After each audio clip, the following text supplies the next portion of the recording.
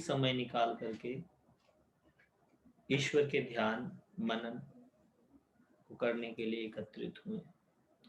सबसे पहले तो मैं आपको बताऊं कि शिव पुराण क्या है, क्यों है और क्यों सुनना चाहिए इसको और किस किसने इसको सुना था। पुराण शब्द जो है पूर्ण से निकला है, जो आपको पूर्ण होने का अनुभव कराता है, जो आपको उस पूर्ण परमात्मा के अस्तित्व के साथ, उस पूर्ण परमात्मा के साथ जोड़ता है, जो आपको उस पूर्ण परमात्मा की पूर्ण भक्ति प्रदान करता है, उसको पुराण कहते हैं। पुराणों में अनेक विधियां, अनेक तरीके दिए गए हैं जिसके माध्यम से आप अपने आत्म तत्व का बोध कर सकते हैं, परमात्म तत्व का बोध कर सकते हैं, जिससे आपको प्रकृति, पुरुष, तत्व सब समझ आता है, माया समझ आती है और मायापति भी समझ आते हैं।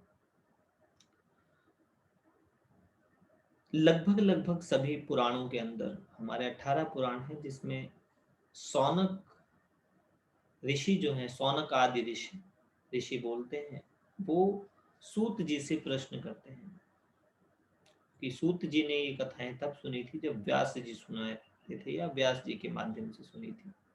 व्यास जी को शिव पुराण का उपदेश दिया था सनत कुमार आदि ऋषियों ने।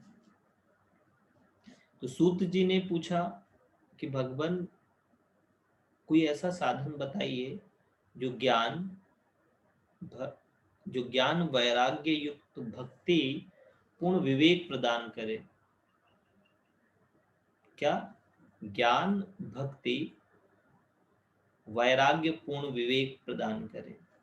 आज हम भक्ति करते हैं तो उसमें ज्ञान और वैराग्य नहीं है, और ज्ञान और वैराग्य न होने के कारण विवेक नहीं है कि हमें क्या करना है और क्या नहीं करना है, कैसे करना है। बहुत सारे भ्रम मनुष्य के साथ हैं।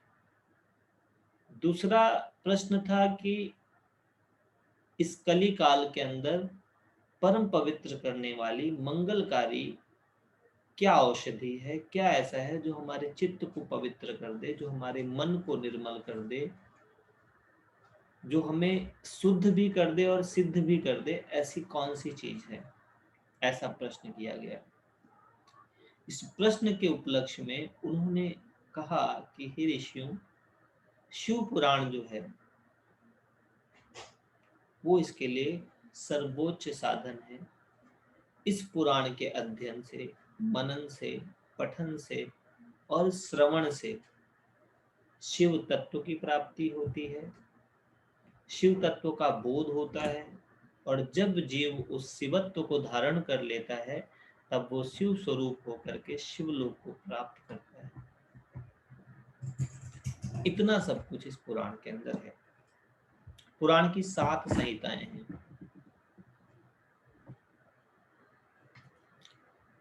मैसेज में थोड़ा सा किसी ने 12 लिख दी, सो 7 संहिताएं हैं। 12 शायद इसलिए लिख दी कि 12 ज्योतिर्लिंग है, इसलिए 12 ही लिख दी होगी। 7 संहिताएं हैं, और ये 7 संहिताएं ऐसे ही समझ लो जैसे आपके शरीर के भीतर 7 चक्र हैं, बिल्कुल उसी 7 चक्रों की तरह है। एक एक संहिता आपके एक एक केंद्र को जागृत करेगी, अगर आपने पूर्णता के साथ इसका श्रवण किया, मनन किया, ध्यान किया और धारणा की। और पुराण को भगवान शिव का वांग्मय विग्रह माना जाता है। वांग्मय विग्रह का अर्थ होता है शब्द स्वरूप, क्योंकि ईश्वर को शब्द स्वरूप माना गया है। अक्षरम परमम ब्रह्मम, अर्थात सबसे पहले वो अक्षर है। जिसका अक्षर नहीं होता उसको अक्षर कहते हैं। दूसरे, ज्योति रूपम सनातनम, वो एक ज्योति है, सनातन है। गुणातीत निराकार, वो समस्त गुणों से अतीत, समस्त गुणों के पार निराकार है। और चौथी स्थिति जो है वो है स्वेच्छामयम अनंत का, अपनी स्वेच्छा से अनंत होकर के कंकर में भी शंकर हो सकता है, वो जीव में शिव हो सकता है, वो सर्वव्यापी हो सकता है, वो सब में हो सकता है। तो जो चौथा चरण है वो ये है। ईश्वर का। इन चारों चरणों का आपको बोध होगा, आपको धर्म भी पता चलेगा, अर्थ भी पता चलेगा, काम भी पता चलेगा, मोक्ष भी पता चलेगा। इतना सब कुछ इस शिव पुराण में है। किसी ने मुझसे प्रश्न किया था कि इनमें इतनी सारी कहानियां हैं, व्यक्ति भ्रमित है इन कहानियों को पढ़कर। तो इसका जो सही आंसर है वो ये है कि जो मानव को कथाएं सुनाई गई, कथा दो शब्द की होती है, एक होता है क और दूसरा है था। का माने जो कहा जा रहा है, था माने उसकी गहराई में तुम स्वयं को अनुभव करोगे। और इसीलिए एक आचार्य आपको उस कथा में व्यक्तिगत अनुभव कराता है। मन की व्यथाओं को मिटाने की जो व्यवस्था है उसको कथा कहते हैं। तो शिव की जो कथा है वो शिव के स्वरूप को, शिव के रूप को, शिव के अरूप को, तीनों को आपको अनुभव कराएगी। जो अरूप है, जिसका कोई रूप नहीं है, उसका स्व का रूप कैसा है, और कैसे आप उस अनंत ईश्वर के अनुभव करेंगे, ये सारी चीजें इस शिव पुराण के अंदर है। बहुत प्यारी प्यारी कहानियां हैं इसके अंदर। उन कहानियों के माध्यम से आपको अपने मन की, अपने चित्त की स्थिति का पता चलेगा, और शिव के पूजन का विधान क्या है, कैसे शिव पूजन किया जाता है। क्योंकि हम जिस भी देवता की, जिस भी इष्ट की साधना करते हैं, कहीं ना कहीं हम उसके जैसा होना चाहते हैं, उसके स्वरूप को धारण करना ही उसकी सर्वोच्च पूजा है। तो शिव कल्याणकारी है, कल्याण दाता है, और देवताओं में सर्वोच्च उनकी स्थिति मानी जाती है। शिव पुराण के हिसाब से वो परम तत्व है। तो उस परम तत्व का कैसे ध्यान किया जाए, कैसे अर्चन किया जाए, कैसे वंदन किया जाए, ये सब कुछ इस शिव पुराण में है। आप सभी लोग बहुत भाग्यशाली हो तो आप ये शिव पुराण सुन रहे हो, और वो लोग उससे भी ज्यादा भाग्यशाली हैं जिन्होंने इसका आयोजन करवाया है, ताकि और लोगों तक भी ये कथा पहुंचे, और लोग भी इससे लाभान्वित हों। और इस ज्ञान को बिल्कुल सहज सरल तरीके से सुनना है। जितनी सहजता से सुनोगे उतना ही ये आपके हृदय में स्वतः चला जाएगा। क्योंकि श्रवण, सावन का जो महीना है इसको श्रवण मास बोलते हैं। श्रवण का अर्थ होता है सुनना, ये सुनने का महीना है। अपने शिव को सुने, अपने गुरु को सुने, अपने ईश्वर को सुने, और इस शिव पुराण के अंदर आपको तीनों तत्व मिलेंगे। गुरु तत्व भी मिलेगा, ज्ञान तत्व भी मिलेगा, और ईश्वर तत्व भी मिलेगा। क्योंकि जो ऋषि मुनि है वो इसके अंदर गुरु तत्व है। इस शिव पुराण के मुख्य गुरु भगवान शिव ही है, क्योंकि शिवत्व का बोध शिव ही करा सकते हैं। दूसरे सेकंड नंबर के गुरु माने जाते हैं व्यास, सूत जी और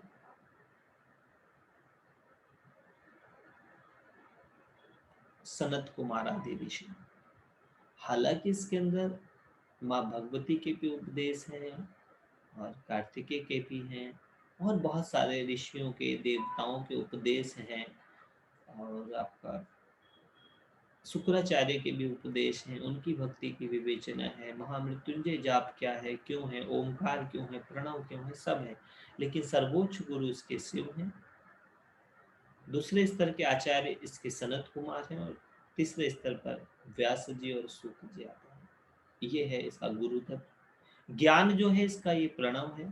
प्र माने इस संसार रूपी प्रपंच में से नव, अर्थात जो निकालने वाली नाव है, प्रणव, वो इसका ज्ञान तत्व है। नाद इसका ज्ञान तत्व है, क्योंकि नाद बिंदु कलातीतम। तो जो समस्त कलाओं से अतीत है, सबसे पार है, वो इसका ज्ञान है, सर्वोच्च ज्ञान। वो ज्ञान जो आत्म तत्व, परमात्म तत्व की एक रूपता, एक रसता का अनुभव करा सकता है, वो इसका ज्ञान है। और भक्ति भी है इसमें, कि सब कुछ जानते हुए भी इदम नमम की भावना भी ये पुराण आपके जीवन में लाएगा। इसकी कहानियां आपकी व्यक्तिगत कहानियों से मैच करेंगी, आप समझ पाएंगे कि कैसे हम सब के जीवन में वो आज भी वही प्रश्न है। हम सब के मन में ये प्रश्न आता है कि कैसे मन को निर्मल किया जाए। खाली सूत जी के मन में ये प्रश्न नहीं था, ये प्रश्न हम सबके मन में है।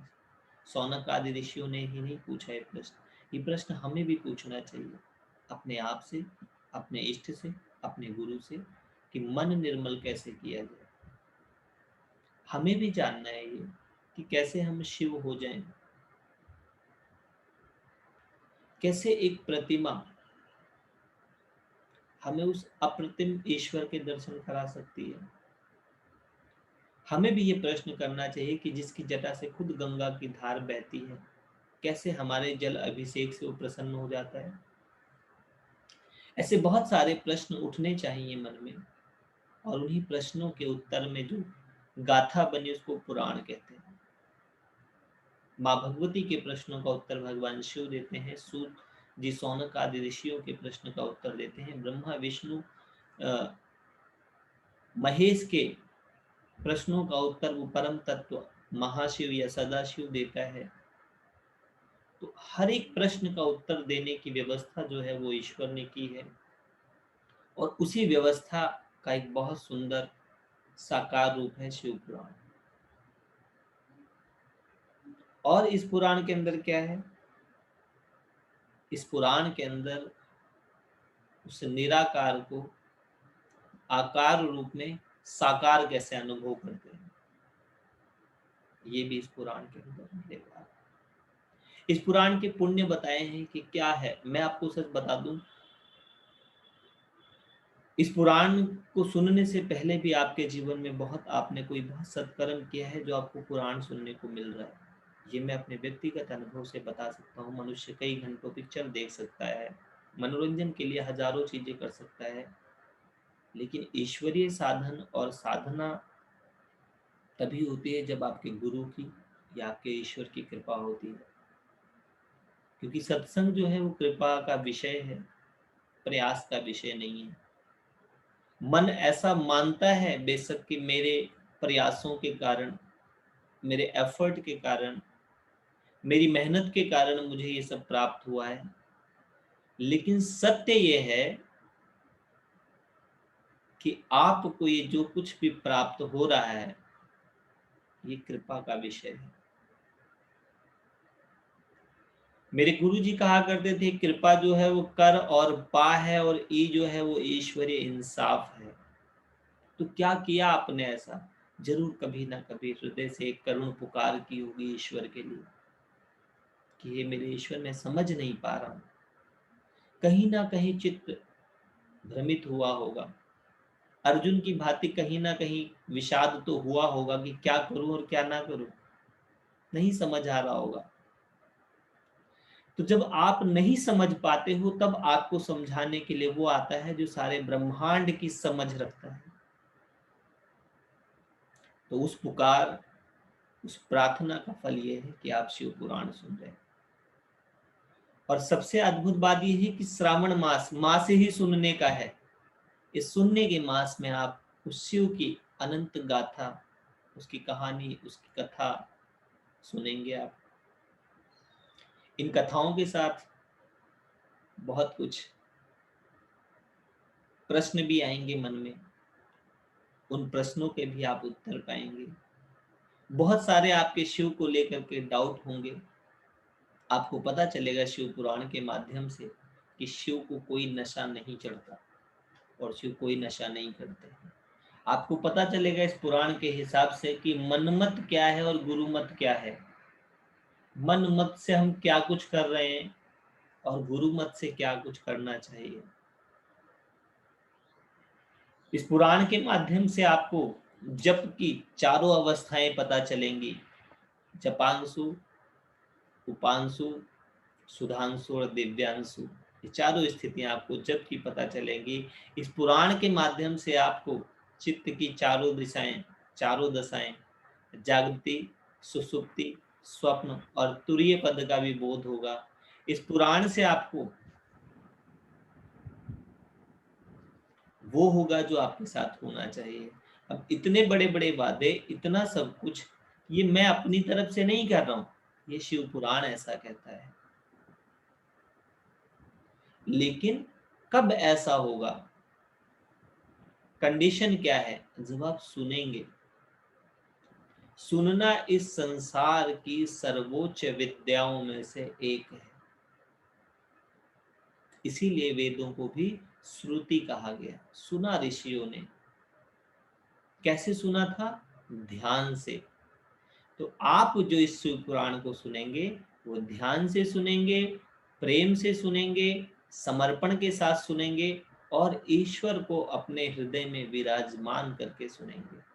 शिव को हृदय में बिठा करके, शक्ति के साथ उसका सानिध्य लेकर के, उसके प्रेम को, उसके समर्पण को अपने हृदय में लेकर सुनेंगे। ऐसे सुनेंगे जैसे एक बच्चा अपने पिता की उंगली पकड़ करके कहीं घूमने जाता है। तो इस शिव पुराण रूपी सरोवर में, शिव की यात्रा में, पुराण की यात्रा में आप शिव की ही उंगली पकड़ करके चलेंगे।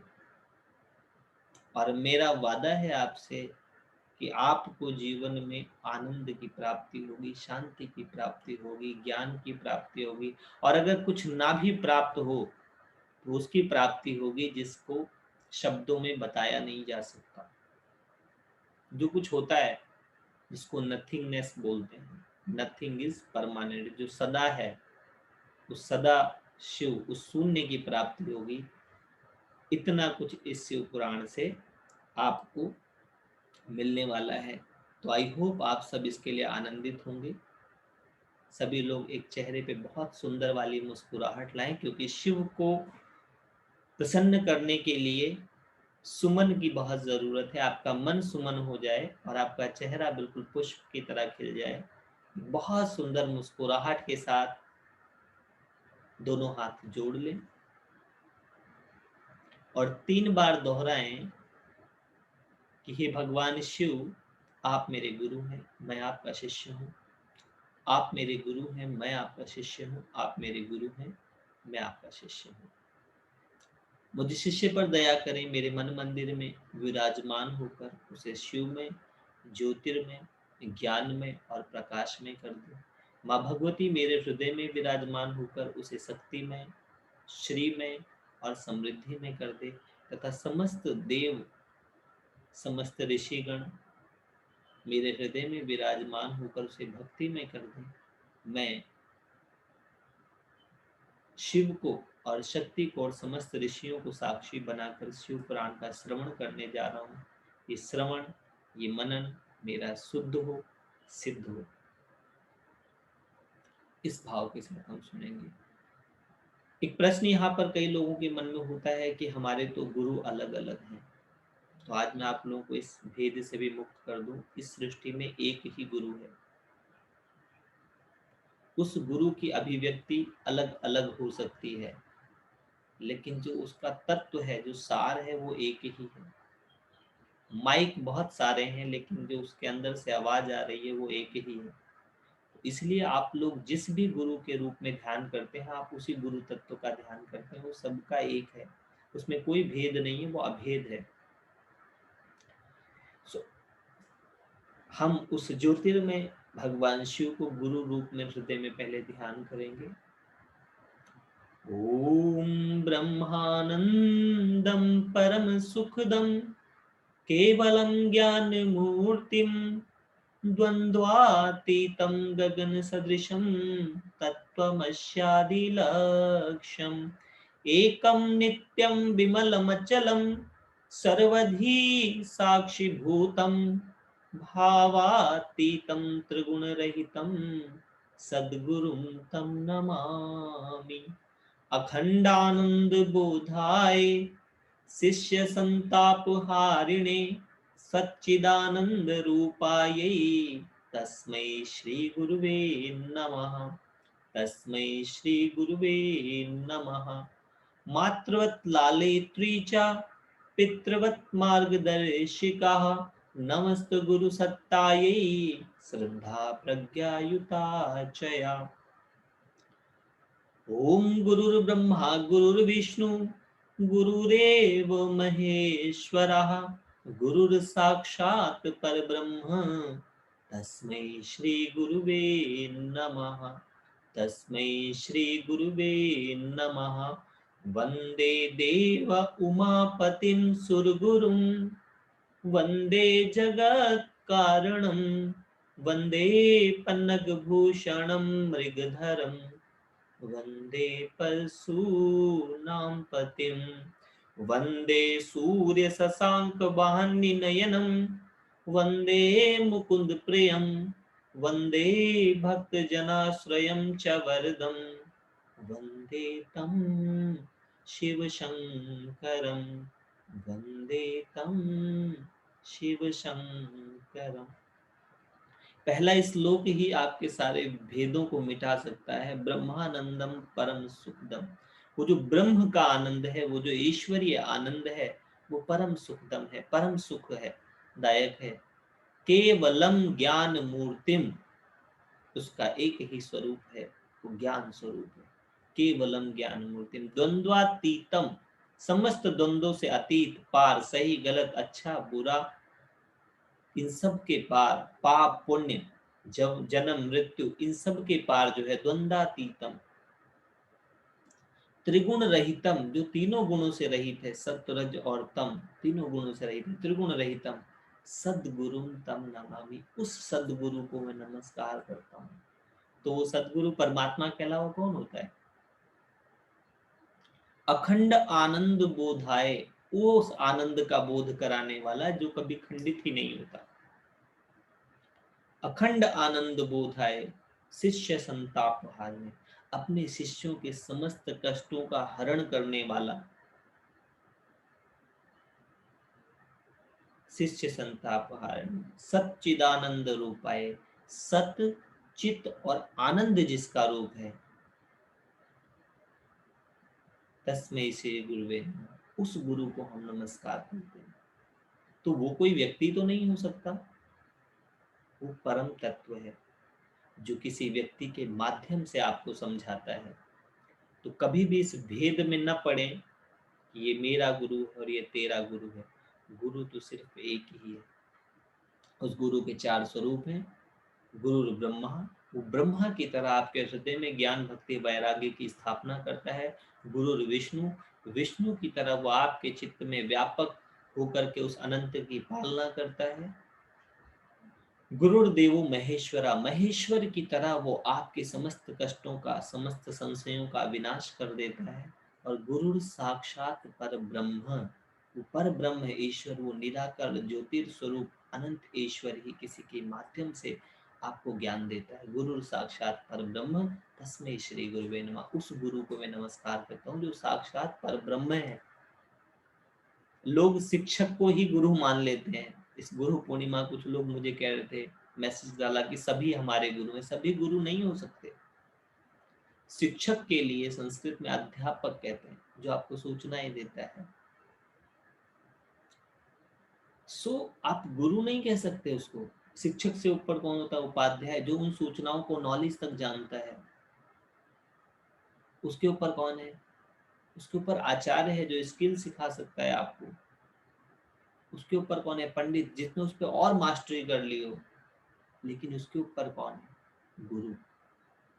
गुरु वो तत्व है जो आपको विद्या दे सकता है, ज्ञान देता है, उसको गुरु बोलते हैं। सूचनाओं को ज्ञान नहीं कहा जा सकता। तो उस परम ज्ञान को प्राप्त कराने के लिए शिव पुराण आपके जीवन में शिव कृपा से आया है। तो एक बात आज पहले इस कॉन्टेक्स्ट में ही आप समझ लें कि समस्त गुरु ईश्वर का स्वरूप है। इसलिए मेरे और तेरे के भेद से मुक्त हो जाएं कि मेरा गुरु श्रेष्ठ, तेरा गुरु छोटा। गुरु एक ही होता है और वही गुरु आपको अलग अलग रूपों में भी मिलता है। ये भी मजे की बात। देखो, कई लोगों के मन में ऐसा भी संशय आता है कि पहले हमने वहां गुरु से दीक्षा ली थी, अब हम वहां पहुंच गए। नहीं, तुम पहुंचे नहीं हो। वही गुरु तुम्हें अलग अलग रूपों में मिलता है। फिर आपने क्या कहा? मातृवत लाल इत्रीचा, कि ही परमात्मा जैसे माँ अपने बच्चे के साथ होती है, वैसे मेरे गुरु एक बच्चे की तरह मुझे समझाया। बच्चे रहोगे तो बच्चे ही रहोगे। बच्चा जो है वो हमेशा स्नेह और कृपा का पात्र होता है। तो मातृवत लाल इत्रीचा, पितृवत मार्गदर्शिका, पिता की तरह मेरा मार्गदर्शन करे। नमस्त गुरु सत्ताए, गुरु की उस सत्ता को, उसके अधिकार को, उसके क्षेत्र को नमस्कार। नमस्त गुरु सत्ताए, श्रद्धा प्रज्ञा युताच, कि अर्थात मुझे श्रद्धा भी प्राप्त हो और प्रज्ञा भी प्राप्त हो। प्रज्ञा विजडम को बोलते हैं, और श्रद्धा उसके प्रति समर्पण के लिए। तो आपके हृदय में उस गुरु के प्रति, ईश्वर के प्रति समर्पण भी हो, श्रद्धा भी हो। ये भी एक बहुत अद्भुत भाव के साथ हम शिव पुराण के अंदर प्रवेश करेंगे। अब क्या है, इसमें न्यास किया जाता है, पवित्रीकरण किया जाता है, बहुत सारी विधियां हैं, कर्म कांड हैं। हम उन कर्म कांडों को कैसे करेंगे, क्योंकि हमारी कथा प्रेम की कथा है। जिस कथा का मैं आपको रसपान कराने वाले हूँ, जिस कथा का सुनाने का माध्यम मैं हूँ, उस कथा में मैं ज्ञान को भी बहुत महत्व नहीं देता, भक्ति को भी महत्व नहीं देता, वैराग्य को भी महत्व नहीं देता। हमारी कथा है प्रेम कथा। प्रेम में बहुत ज्यादा कंडीशन नहीं होती। प्रेम में बहुत सारे विरोध नहीं होते, बहुत सारा फॉर्मेलिटीज नहीं होती। जहां आपका प्रेम होता है वहां फॉर्मेलिटी थोड़ी कम हो जाती है। क्योंकि कई लोगों को ऐसा लगता है कि भाई न्यास नहीं हुआ, पवित्रीकरण नहीं हुआ, ऐसे कैसे कथा सुनाई जा रही है। तो मैं आपको सच बताऊं, जिस क्षण आपके हृदय में ईश्वर आ जाता है, उससे बड़ा कौन सा पवित्रीकरण होगा। न्यास का अर्थ ही होता है स्थापित करना। तो आपने अपने हृदय में अपने ईश्वर को भावना से स्थापित कर लिया, अब उसके आगे क्या क्रिया कराई जाए। कई आचार्यों का मुझसे प्रश्न रहता है कि विशाल जी आप ऐसा क्यों करते हैं, वो जल नहीं दिया आपने, मंत्र नहीं पढ़ा, अपवित्रो पवित्रो वा सर्वावस्थाम गतो विवा, यह स्मृत पुंडरीकाक्षं सह भय अभ्यंतरा सूचि। कि उस ईश्वर के स्मरण मात्र से अंदर और बाहर की पवित्रता हो जाती है। तो आपने तो उसको अपने हृदय में धारण कर लिया, आप कितने पवित्र हैं। अब यहाँ पर मर्यादा क्या बनती है, जिसके हृदय में ईश्वर होता है वो कैसा रहता है। तो ये शरीर आपका मंदिर हो गया। तो शरीर को स्वस्थ रखना, स्वच्छ रखना भी आपका दायित्व, आपकी जिम्मेदारी हो गई है। आप शरीर को भी स्वच्छ रखेंगे, शुद्ध रखेंगे, एक मर्यादा ये होगी। दूसरा जो है, आपको मैं एक प्राणायाम के माध्यम से क्रिया जरूर कराना चाहूंगा, क्योंकि स्थूल, सूक्ष्म और कारण तीनों शरीर पवित्र होकर के ही पुराण को सुन सकते हैं। वरना कभी कभार लोगों को पता नहीं चलता कि वो क्यों नहीं देख पाते, अगले क्षण ही वीडियो बदल देते हैं। थोड़ी देर सुना और थोड़ी देर में उठ के भाग गए। मन ने बैठकर पुराण सुनने ही नहीं दिया, स्थिरता ही नहीं आई, चित्त नहीं सुनने दे रहा, मन आपका नहीं, वो कुछ ढूंढ रहा है, वो बेचैन है, भागा जा रहा है। ऐसा बहुत लोगों के साथ होता है कि वो एक वीडियो देखते हैं, आधा मिनट देखा, फिर दूसरे तीसरे कहते हैं पता नहीं क्या ढूंढते रहते हैं। उससे कई बार लोग ये प्रश्न करते हैं कि योगी जी समझ नहीं आता, हम लगे रहते हैं, ये वीडियो हटाया, वो हटाया, देखा कुछ नहीं, थक जाते हैं। टीवी में भी यही दशा है, फटाफट चैनल बदल के न जाने क्या तलाश रहे हैं जो मिल नहीं रहा। ऐसी स्थिति तब होती है जब आपका पृथ्वी तत्व मजबूत नहीं होता, शुद्ध नहीं होता, सिद्ध नहीं होता। तो एक गहरी लंबी सांस के साथ आप गहरी लंबी सांस लें, होल्ड करें, रोकें और छोड़ दें। मैं आपका पवित्रीकरण कराता हूँ।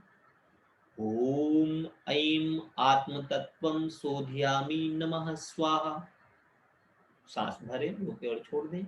एक बार फिर श्वास भरे, रोके और छोड़ दें। ओम ह्रीं विद्या तत्वं शोधयामि नमः स्वाहा। एक बार फिर श्वास भरे, रोके और छोड़ें। ओम क्लीं शिव तत्वं शोधयामि नमः स्वाहा। अब एक बार श्वास भर करके, गहरी श्वास भर करके, इस तरीके से दोनों हाथों को करके गोदी में रख करके एक धारणा करें। श्वास भरे, रोके जितनी देर रोक सकते हैं, और फिर धीरे धीरे छोड़ेंगे। ओम ऐं ह्रीं क्लीं सर्वतत्वं शोधयामि नमः स्वाहा। सो अब हम शिव पुराण की कथा शुरू करेंगे। शिव पुराण की कथा में सबसे पहली कथा किसकी आती है, और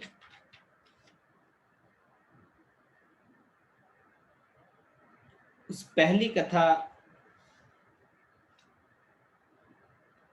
का जो उद्देश्य है वो क्या है।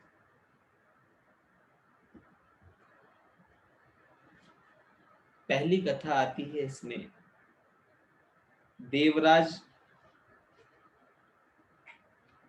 नाम के ब्राह्मण की, और जो कि चंचुला का पति है। देवराज को शिव पुराण की कथा से जो है वो शिव तत्व की, शिवलोक की प्राप्ति हुई थी, और चंचुला को पाप और भय से मुक्ति प्राप्त हुई।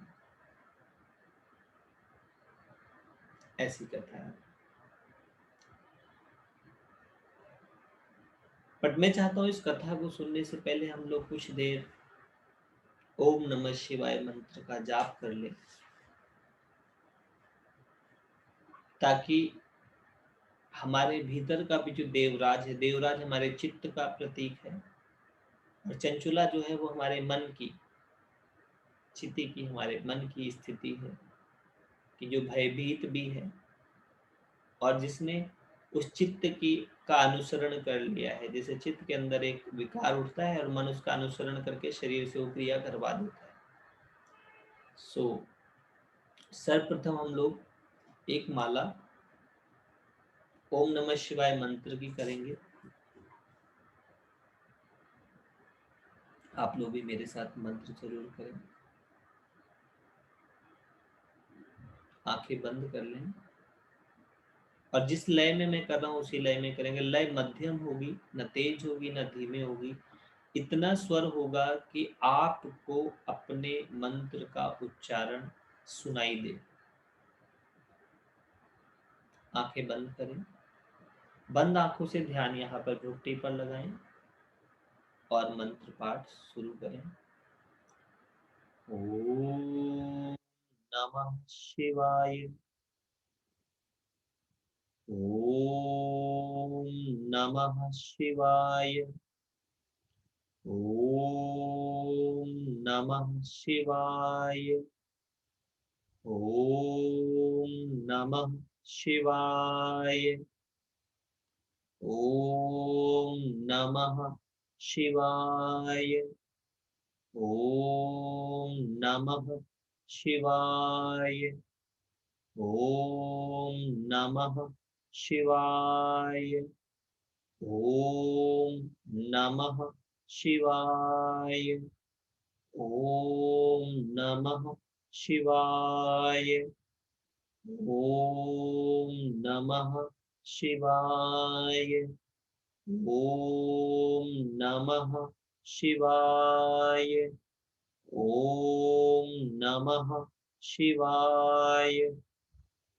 ओम नमः शिवाय। ओम नमः शिवाय।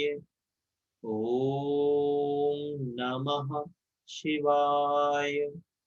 ओम नमः शिवाय।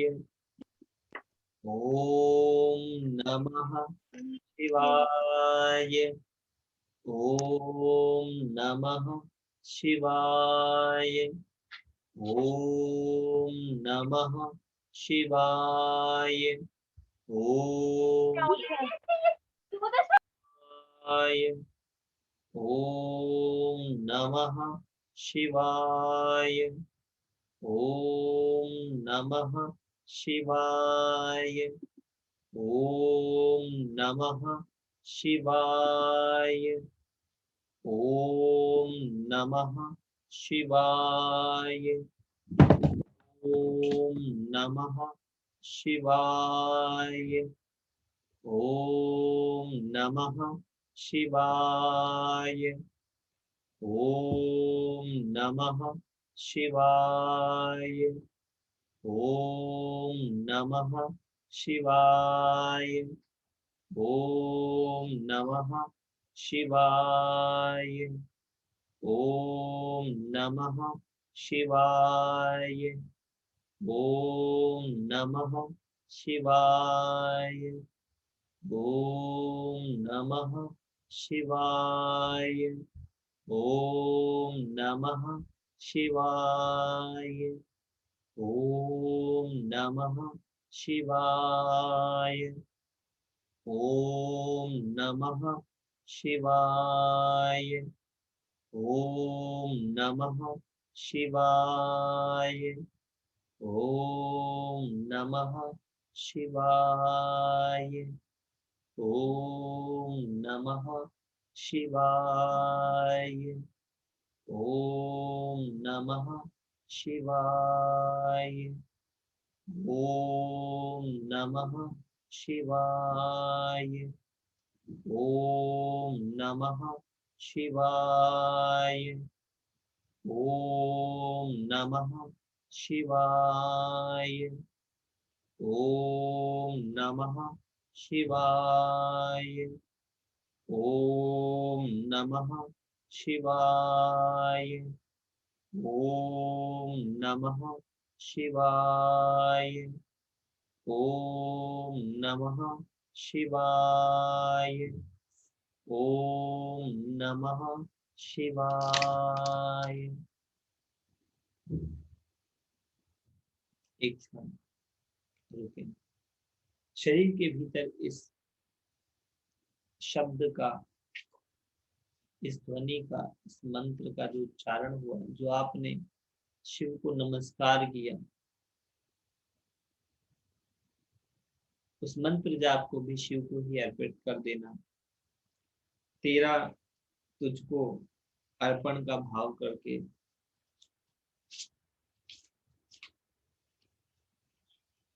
हम लोग देवराज की कथा को सुनते हैं। सूत जी से पूछा कि कौन कौन से लोग इस कथा को सुनकर पवित्र हुए। तो अनेकों लोग कथा सुनकर पवित्र हुए और शिवत्व को प्राप्त किया, अनेकों लोगों ने ज्ञान प्राप्त किया। लेकिन यहाँ पर देवराज की कथा ही क्यों कही गई? और इस कथा के माध्यम से कौन कौन से पापी शुद्ध होते हैं, ये प्रश्न था। सौनक जी ने कहा था कि भाई बताएं कि कौन कौन से लोग पवित्र हो गए इस कथा को सुन करके। ये बात बता करके आप जगत को कृतार्थ कीजिए।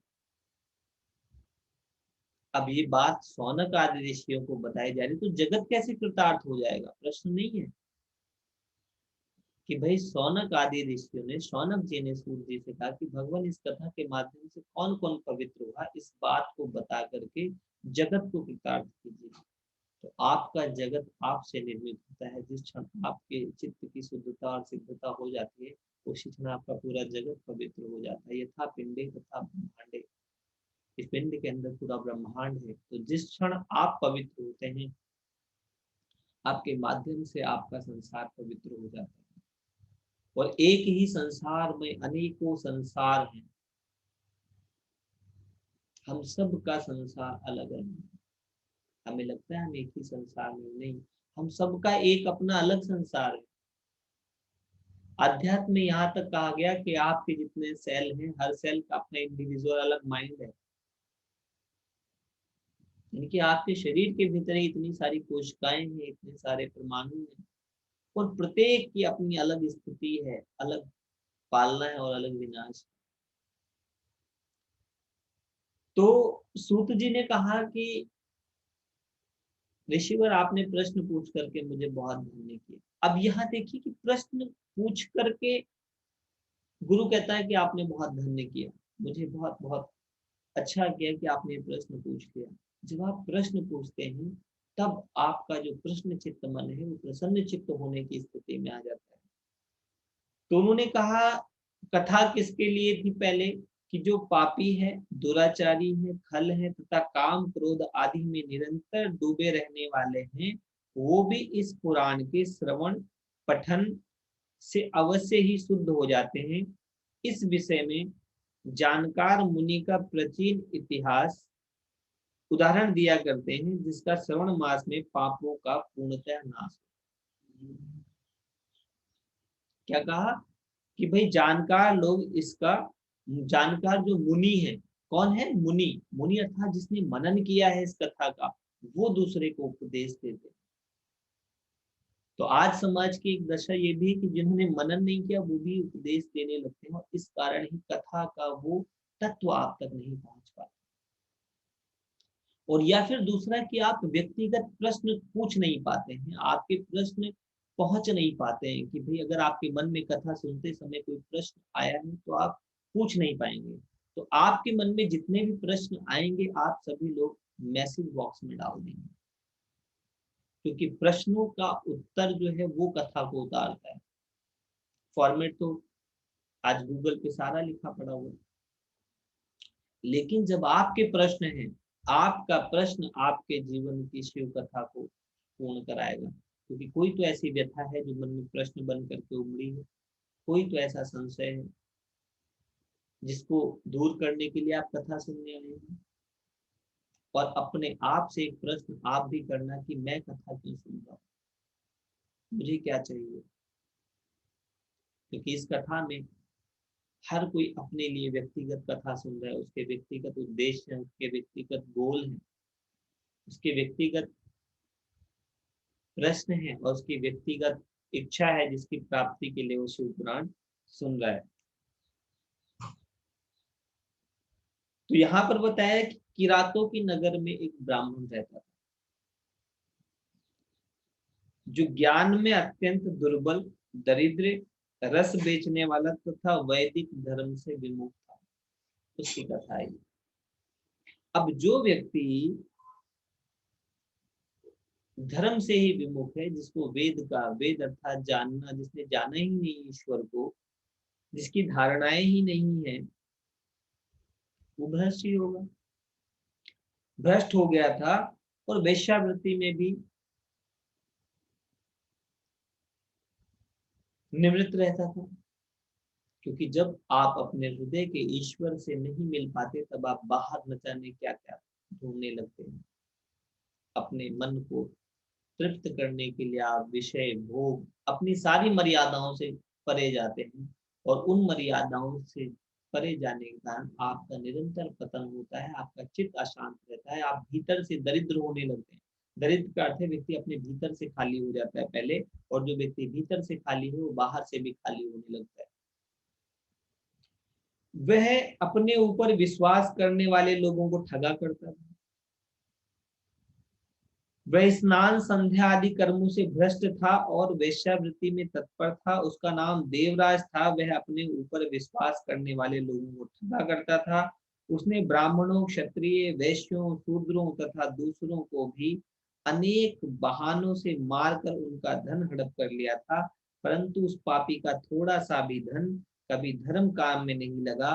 वेश्यागामी तथा सभी प्रकार से वो आचार भ्रष्ट था। अब ऐसे भ्रष्ट व्यक्ति की कथा क्यों सुनाई जा रही है हमें? जब वो इतना ही भ्रष्ट था तो उसको शिव पुराण में जगह क्यों मिली? तो मैं आपको बताता हूँ, भ्रष्ट होने से श्रेष्ठ होने की जो यात्रा करते हैं वो लोग कथा के पात्र बन जाते। आप सुनते हैं ना कि वो बहुत गरीब था, उसने अपने जीवन में तपस्या करके, मेहनत करके ये ऊंचाई को प्राप्त किया। स्टोरी किनकी बनती है? जिन्होंने नीचे से ऊपर तक का सफर तय किया है। और उनकी भी कथा बनती है जो ऊपर से नीचे आते हैं। जैसे सफेद के ऊपर काला दिखता है, ऐसे ही काले के ऊपर सफेद भी दिखता है। पहले स्कूलों में काले ब्लैक बोर्ड होते थे और सफेद से लिखा जाता था, फिर सफेद बोर्ड पर काले से लिखे जाने लगा। तो ये जो यहाँ पर ब्राह्मण है, ये भ्रष्ट से श्रेष्ठ होने की यात्रा करता है, इसलिए उसकी कथा है। इसलिए कई बार मैं पूछा करता था मेरे गुरु जी, जब इतना ही भ्रष्ट है तो फिर इसकी कथा क्यों दी गई है? तो गुरु जी कहते थे जो भ्रष्ट होकर के श्रेष्ठ होता है या श्रेष्ठ बनने की यात्रा करता है, कथाओं का पात्र हो जाता है, उसी की कथाएं निर्मित होती हैं। तो अगर ये कथा हमें भी बताते हैं कि अगर हमारे जीवन में भी कोई भ्रष्टता है, कोई ऐसा कर्म हमें हो गया है, तो कोई घबराने की जरूरत नहीं है। हम भी कथा के पात्र हैं, हम भी साधना के द्वारा, हम भी तप के द्वारा श्रेष्ठता को प्राप्त कर सकते हैं। आई होप सभी को बहुत आनंद आया होगा। जब भी आपको मेरी किसी बात से आनंद आए तो मन में बोले ओम नमः शिवाय। ये अलग प्रकार की ताली मैंने इजाद करी है, क्योंकि जब मंच पे होता है तो तालियां बजानी होती हैं, कीर्तन करना होता है। जो भ्रष्ट चित्त श्रेष्ठ होने की यात्रा में है, उसको एक बार बोल देना चाहिए ओम नमः शिवाय। हम सबके भीतर कहीं ना कहीं अंश रूप में वो देवराज, जो कभी देवराज था और कभी भ्रष्ट होकर के फिर श्रेष्ठ होने की यात्रा पे चल पड़ा। तो हम भी कभी देवराज थे, उस ईश्वर के साथ रहते थे, उसकी ही सृष्टि के पात्र थे। फिर समय देश काल परिस्थिति के हिसाब से वासनाओं ने, तृष्णाओं ने, अज्ञान ने हमें भ्रष्ट किया, और पुनः ज्ञान भक्ति वैराग्य ने हमें स्वच्छ श्रेष्ठ करके उस परम तत्व को प्राप्त कराने की व्यवस्था बनाई है। वो सबको ठगता था, तो अब जो लोग ठगते हैं वो ध्यान रखें, ठगने का परिणाम क्या होता है? आपका पतन होता है। एक दिन घूमते घूमते वो प्रतिष्ठानपुर प्रयाग में जा पहुंचा। प्रयाग जो क्षेत्र है जहाँ पर प्रयागराज का मेला भी लगता है, और एक शिवालय में ठहरे, किंतु वहां उस ब्राह्मण को बुखार आ गया, ज्वर आ गया, तप रहा था। तो हमारे भी जीवन में शारीरिक बहुत प्रकार के ज्वर, अभी कोविड का भी ज्वर आया। क्यों आया? ये सब हमारे किसी अज्ञान जनित कर्मों का कारण। और ये पहला पार्ट आपको ये बताया कि कर्म हमारे क्यों है। जब तक आपको अहंकार है तब तक कर्म आपके ही है। जैसे जैसे आपके भीतर ज्ञान आएगा, वैसे वैसे पहला जो चैप्टर है वो आपको कर्ता का भान से मुक्त कराएगा। वो आपको बताएगा यू आर नॉट डूअर, तुम कर्ता नहीं हो, तुम माध्यम हो। ना तुम अच्छा करते हो ना बुरा करते हो। ये सब होता है प्रकृति समय देश काल के अनुसार। तो वहां बहुत सारे साधु इकट्ठा हुए थे, और देवराज भी शिवालय में ठहरा हुआ था। उसको बहुत बुखार आ गया, उसको बहुत पीड़ा होने लगी, कष्ट इतना हो गया कि शरीर में समझ नहीं आ रहा था। कभी कभी हो जाता है कष्ट इतना कि समझ नहीं आता। ज्वर में पड़ा हुआ देवराज ब्राह्मण के मुखार विंद से निकली हुई, वो ज्वर में पड़ा हुआ था, पीड़ा में था, लेकिन ऋषियों की जो कथाएं चल रही थी, जो वो लोग कह रहे थे, जो वहां के ब्राह्मण, वो निरंतर कथा को सुनता रहा। और 1 मास बाद वह ज्वर से अत्यंत पीड़ित होकर चल बसा। कथा वो पूरी सुनता रहा, लेकिन 1 महीने बाद, हम 21 दिन में कथा सुनाएंगे आपको, 1 महीने तक वो कथा चलती रही, और वो रोज सुनता रहा उसी पड़ी पड़ी स्थिति में, और उसके बाद उसकी मृत्यु हो गई। यमराज के दूत आए उसे पाशों में बांधकर बलपूर्वक यमपुरी ले जाने के, नरक की आत्माओं में डालने के लिए। इतने में ही शिवलोक के भगवान शिव के पार्षद वहां आ गए, और उन्होंने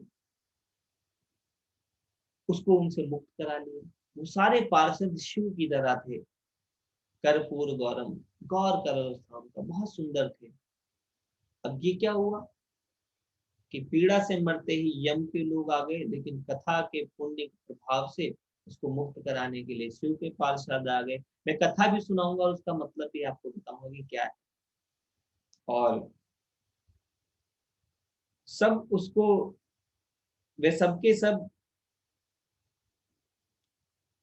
जो यम के दूत थे, वो देवराज को ले जाने का प्रयास करने लगे।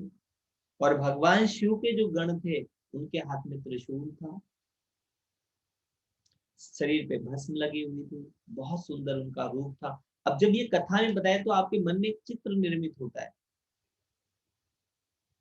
इसीलिए शब्द को वांग्मय विग्रह बोलते हैं, शब्द से चित्र, कि वो बहुत सुंदर शिव के शिव समान रूप, तन पर भस्म लगाए हुए, चेहरे पर अद्भुत तेज, और बड़ी बड़ी रुद्राक्ष की मालाएं डाली हुई थे। वे सब के सब क्रोध पूर्वक यमपुरी में गए, और यमराज के दूतों को मार पीट कर, बारंबार डांट कर, फटकार कर देवराज को उनके चंगुल से छुड़ा लिया, और अत्यंत अद्भुत विमान पर बैठाकर उसे शिव दूत कैलाश जाने को उद्यत हुए। उस समय यमपुरी में बहुत कोलाहल मचा। उस कोलाहल को सुनकर धर्मराज अपने भवन से बाहर आए, और साक्षात दूसरे रुद्रों के समान प्रतीत होने वाले उन चारे दूतों को धर्मराज ने विधि पूर्वक पूजन किया और ज्ञान दृष्टि देखकर सारा वृत्तांत जान लिया। उन्होंने भय के कारण भगवान शिव और उन महात्मा दूतों से कोई बात नहीं पूछी, उल्टे उन सब की पूजा और प्रार्थना की। तत्पश्चात शिव दूत कैलाश चले गए और वहां पहुंचकर उन्होंने उस ब्राह्मण को दया सागर सांब शिव के हाथ में दे दिया। अब शिव के दूत ले गए, यम के दूत नहीं लेके गए, यम के दूत ले गए थे सॉरी, लेकिन भगवान शिव के दूत छुड़ा कर ले गए। तो यम के दूत क्यों ले जाते हैं? जब आप अज्ञान जनित कर्मों का बोध, कर्मों के पास में बंधे होते हैं, पाप पुण्य कर्मों का, लेकिन जब आपको शिव तत्व का ज्ञान होता है, शिव की कथा सुनते हैं, तब आपको पता चलता है कि आप करता नहीं है और आप अपने आप को समर्पण कर देते हो सदा शिव के चरणों में कि हे शिव, मैं जो हूँ जैसा हूँ तेरा हूँ, हरि मैं जैसो तैसो तेरा। प्रेम पूर्वक आप अपने अहंकार, अपने मैं को जब ईश्वर को समर्पित कर देते हो, तो फिर आप ईश्वरमय हो जाते हो। तब आपकी जिम्मेदारी ईश्वर की हो जाती है। मैंने मेरे मैं को अर्पित किया, मैं मेरे ईश्वर को समर्पित हो गया, मेरे प्रीतम, मेरे प्रेमी को। तो जब वो कथा सुन रहा था तो उसके चित्त में अब शिव के प्रति धारणा आ गई। कथा सुनते सुनते हम उस इष्ट के साथ कनेक्ट कर जाते हैं और उसके प्रति हृदय में बातें आने लगती हैं। उसके मन में भी पश्चाताप आया हो कि हे भगवान, हे परमात्मा, मैं नहीं समझ पाया, इंद्रियों पे वासना का जो वेग था वो मेरे से नहीं संभला, चित्त मेरा भ्रमित हो गया। हे करुणा निधान शिव, और ये जो पीड़ा है शरीर की, इस पीड़ा से भी बड़ी मेरे मन में पीड़ा है कि जीवन वासना की आग में जल गया, उपासना न हो पाई मुझसे। हे अनंत ईश्वर, मेरी प्रार्थना सुनो, मुझे स्वीकार करो।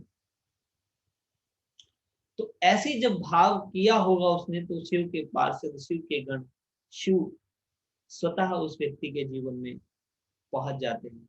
एक क्षण हम लोग प्रार्थना करें, शिव को अपने जीवन में बुलाएं, आंखें बंद कर लें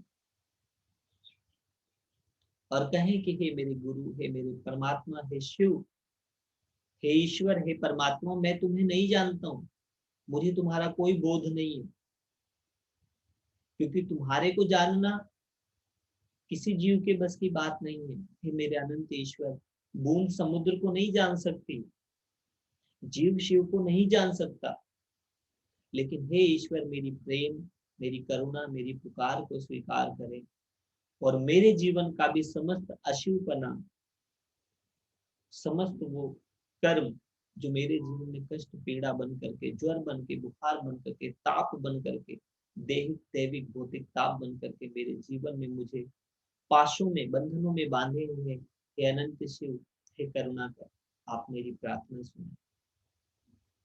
हे प्रीतम, हे ईश्वर, मेरे भीतर ये शिव पुराण जागृत कर दें और जिस प्रकार आपने देवराज को यम के पास से मुक्त कराया था, हे प्रभु मुझे भी मुक्त करें, मेरे मन में भी आपका प्रेम जागे, मैं भी आपकी भक्ति, आपके ज्ञान और आपके स्वरूप को प्राप्त हूँ।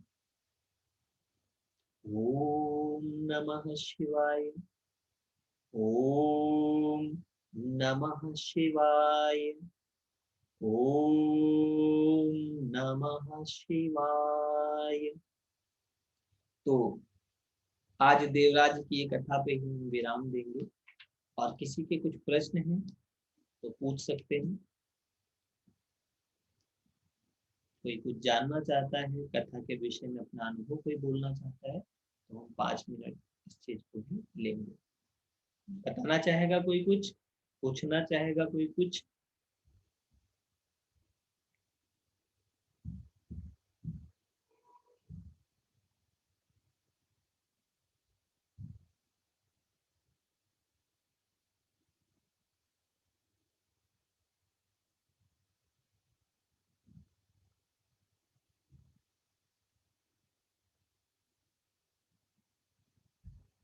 प्रश्न है किसी का? स्वयं को अनम्यूट करके भी आप बोल सकते हैं। आई थिंक शायद अनम्यूट। किसी का कोई प्रश्न नहीं है? सो फिर मैं पूर्णता की ओर ले जा रहा है इसको।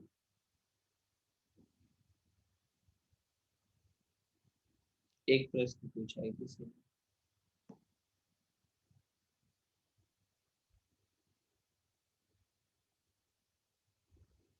मन अशांत क्यों होता है?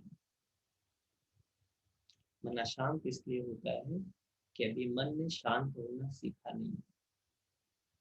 निरंतर वो यहाँ वहां भागता ही रहता है, और भागते भागते उसके भीतर ऐसे संस्कार निर्मित हो गए हैं कि वह शांत रहने लगा है।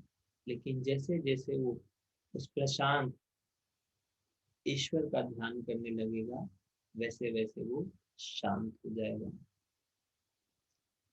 ओम वंदे देव उमापतिं सुरगुरुं वंदे जगत कारणं वंदे पन्नगभूषणं मृगधरं वंदे पशूनां पतिं वंदे सूर्य शशांक वाहननयनं वंदे मुकुंद प्रियं वंदे भक्तजनाश्रयं च वरदं वंदे तं शिव शंकरं वंदे तं शिव शंकरं। सभी के हृदय में विराजमान ईश्वर को मेरा नमन, मेरा वंदन, मेरा प्रणाम। हे शिव, आज की कथा आपको अर्पित, और सभी के हृदय में अगर कहीं कोई भी व्यथा हो तो हे शिव, इस कथा से उस व्यथा को सर्वथा मुक्त कर दो। हरिओम तत्सत, हरिओम तत्सत, हरिओम तत्सत।